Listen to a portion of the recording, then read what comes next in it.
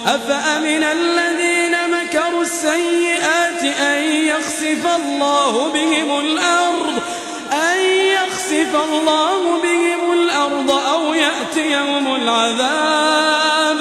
أو يأتيهم العذاب من حيث لا يشعرون أو يأخذهم في تقلبهم فما هم بمعجزين أو يأخذهم على تخوف فإن ربكم لرءوف رحيم.